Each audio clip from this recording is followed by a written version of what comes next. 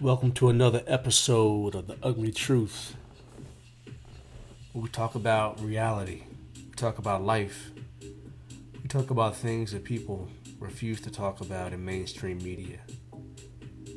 And today I want to talk about black people, the black man in American society, and where we are in terms of race relations within this country, within the worldwide scheme of things. So first off, when I look at America, when I look at race relations, when I look at the history of black people within America, most of us were taken here as slaves. Sure, some of us were, we came here as servants to the Europeans. But most of us were brought here as slaves from the continent of Africa. And we were in slavery for hundreds of years. From the 1600s, 1700s into the late 1800s, 1865.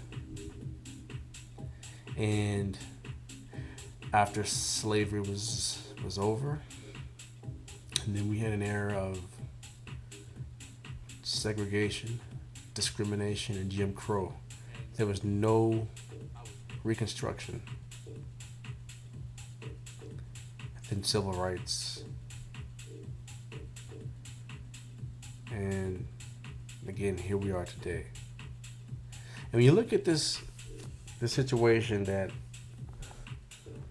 the black man is faced in this country, it's evident that from the start it was never fair, and it was never meant to be fair. See, America was made for whites, or was made by whites for whites. And naturally, they're going to have the unfair advantage over anyone who's non-white. Because again, it's almost a tribal mentality white people have and black people have, and people have it around the world. People tend to gravitate to people that look like them, sound like them, and think like them. And unfortunately, if you're a brown person, black person, you don't fit in mainstream American or Western culture. You're marginalized. That's just the day and time that we live in. In this grand scheme of things, of the world that we live in, this is a world that's dominated by white people at this point in time. At this late date. Not to say that it's always been that way, because it hasn't. But I digress. So going back to blacks in America. If you look at our journey here as Americans, you don't hear the average black person talking about this, but we've had to fight for everything that we've had in this country. Everything. Nothing was given to us. And you'd ask yourself, isn't it strange that a group of people who are called Americans have to fight for basic rights, have to fight to be equal? That shows you that you were never intended to be equal. From the start. Never. It's always a system of once you fight for it, once you march for it, and once you finally get what you want, it was, you're right. We were wrong. And then yet some new traps are set up and laid out there for you. But this is something that a good deal of people understand, but I don't think a good deal of people really think about this fact right here, is that you have a bunch of people in this world, and they run a lot of the corporations, the press, banks. The black person is excluded from this. I mean, if you look at the poorest places on earth, they're black and brown countries. So this is by design. A lot of people just don't understand this. It's by design. So going back to our discussion about America, if you look at America, And if you are, just a regular average thinker with not much insight or wisdom, you look at black people and brown people and say, look at them, they just aren't as smart as we are. They're not as hardworking as we are. If you're a white person, that's it. And it's just not true. When I go out to any city across this country, and when I look at the homeless population, when I look at the population of incarcerated people, when I look at the population of people who are disproportionately unemployed or underemployed, the people who are denied bank loans, the people whose communities are denied access to good education, access to good food, even clean water, then you kind of have to look a little bit deeper and say, you know what? I notice a pattern going on here. Because if you're a thinking person, you have to realize what's happening is not fair. Now, we know life is not fair. So let me take that back. What's happening is not right. So what you have is a system that is categorically and systematically setting traps and setting blacks up to fail. So basically what that means is that if you're not exceptional, if you weren't born into some type of wealth or some type of system with parents who are pushing you to do good things, or who've taught you the right way, chances are that your chances of success are going to be a lot lower, unless, again, you're born into a good situation if you're black with the right parents. It's very seldom that you'll see people who are raised in single parent households in very poor environments who make it out to be successful. That's not the norm in any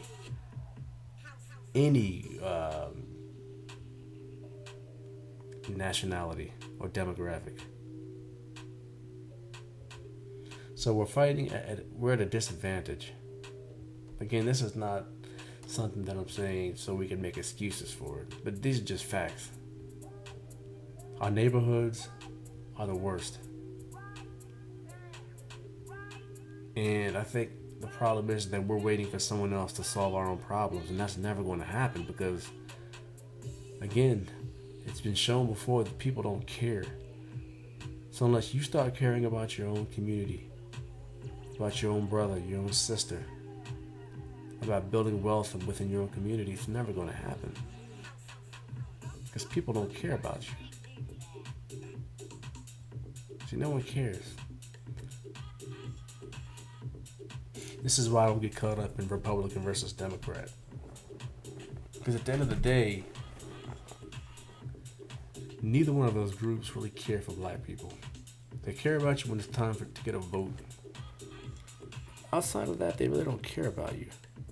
And if you ask me, to be honest with you, Democrats are probably the worst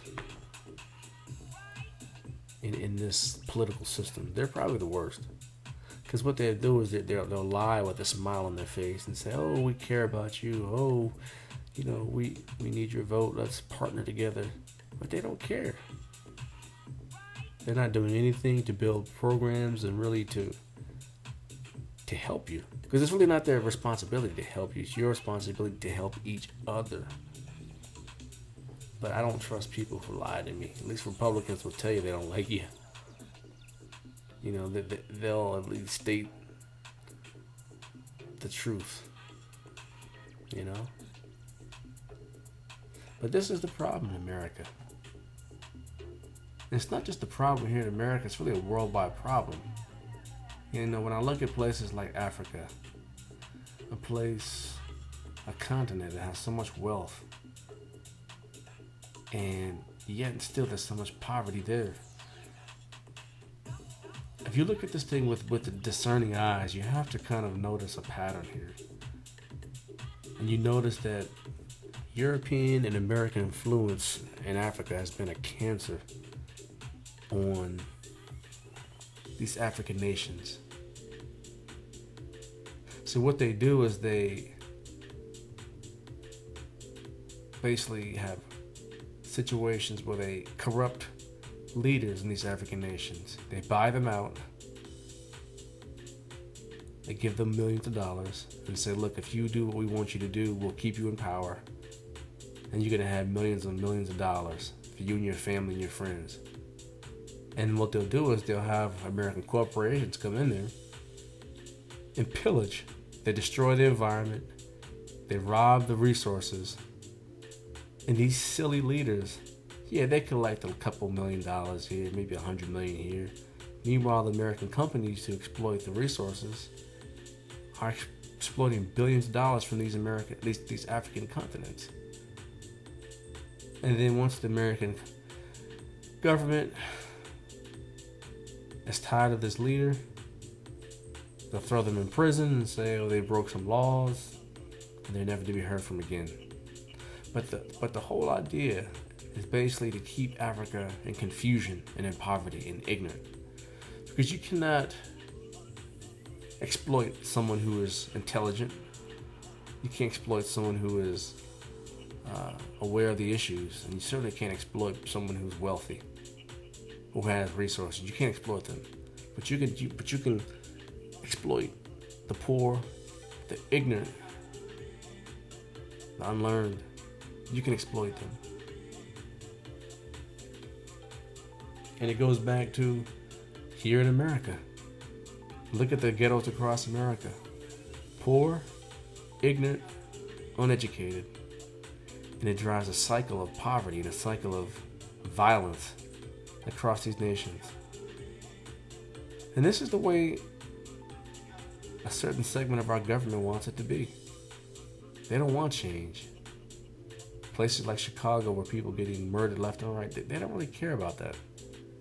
That's good for business for them. You know, if I went and talked about the whole prison industrial complex, that's another conversation. But we know now that prisons are for profit, and people are pushed into these prisons through the system. Prosecutors, judges, and they're imprisoned. And this is a profitable thing, putting people in prison. But going back to what we're saying is that so many young black men and women are set up to fail in this country. You're set up to fail. If you're not an independent thinker, if you're not someone who is guiding you, you're going to fall into these traps. They've been set out for you. They've been set up. You know, no one can lead you away into captivity, into poverty nowadays. What they can do is they can set up traps for you to make it very, very easy for you to become ensnared legally. And once you become ensnared legally, then you go to prison and you're a slave. It's modern day slavery. Right? And once you're in the system for a felony, they disenfranchise you. You can't vote for a period of time. You can't have a passport. You have a mark on your record that pretty much just bars you from working in a lot of different companies. It's that scarlet letter they put on your chest. But this is a system that's been put in place, and this is what we have. This is where we are. And it's not going to change with any president.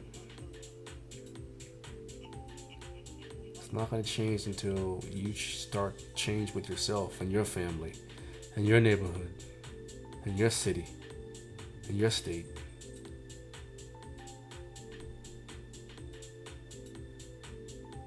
Because ultimately, no one's going to tell you who you are and where you come from.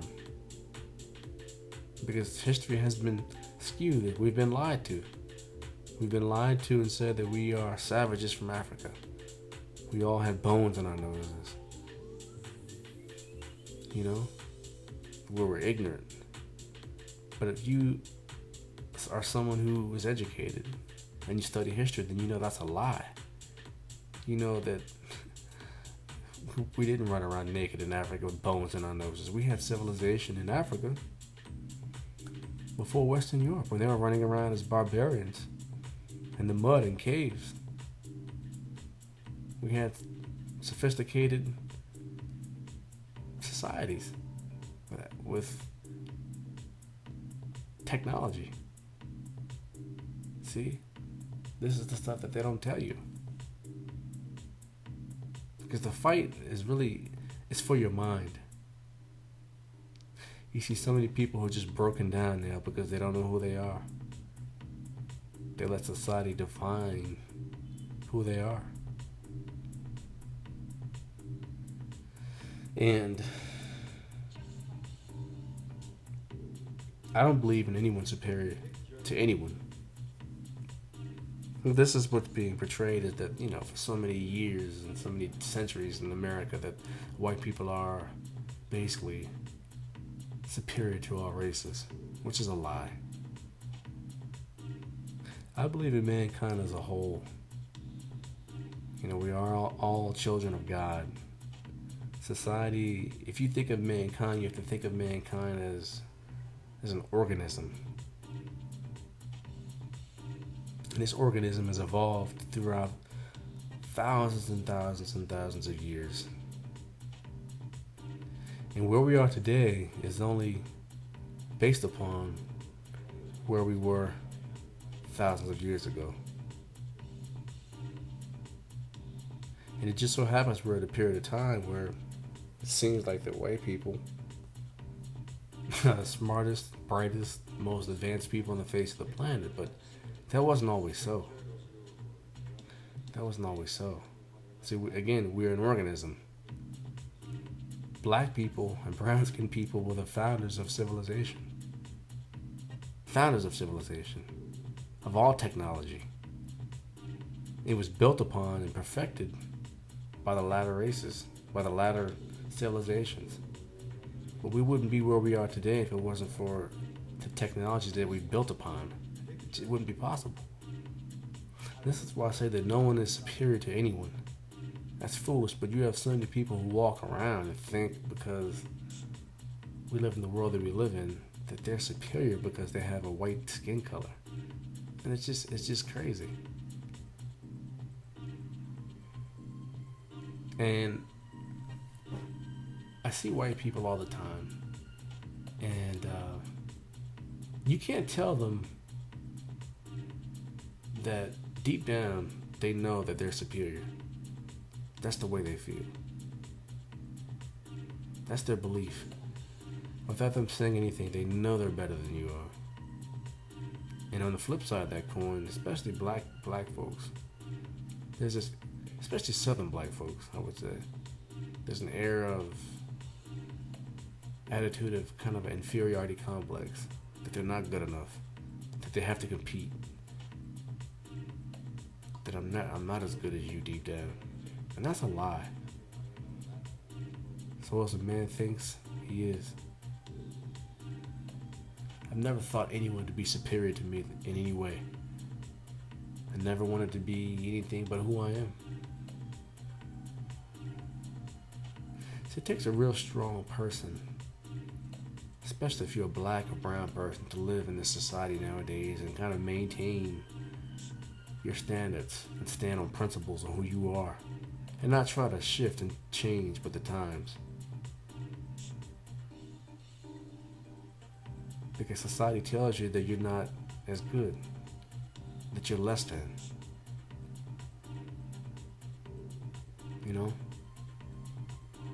But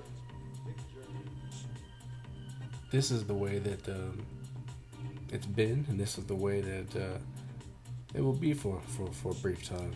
Things are changing. Things are definitely changing. And you can't fool all the people all the time. People are starting to wake up to the reality of things. And the history is not really true history. A lot of the history that's in the books is not really true. A lot of the stuff that we've learned in the textbooks of middle school and high school, a lot of that stuff's not true. I learned that Christopher Columbus discovered America in high school, in middle school. This garbage. He discovered America. And if you're just a regular, average, everyday person, You'd think that. You'd think, oh yeah, he discovered America. Then the Pilgrims came, and you know, but we'll set aside the fact that there was already complex civilizations living here in America. So what they should have said, he was the first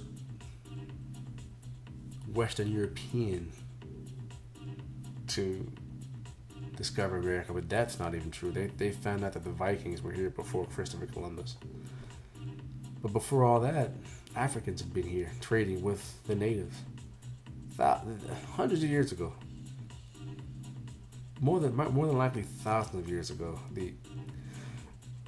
Because if you look at the cultures of the Aztecs and their pyramids, it's very similar to that of the Egyptians. So a lot of the stuff that people won't agree with because it doesn't support the narrative of pretty much white supremacy. You're not going to get the truth from these entities that you would trust nowadays. There's no truth. It's all going to be a half truth, and a half truth is that's a lie. So you really have to be an independent thinker, and you really have to kind of not be afraid to stand alone. Because if you're going in the same direction as the masses out here, then you're going to be led astray. Because most people are completely sleepwalking nowadays. And it's too late for that. It's time to wake up. Stakes are too high. So, thanks for listening. And as always, subscribe, drop me a comment. I'd love to hear what you're thinking and how you felt about this commentary. Until next time, peace.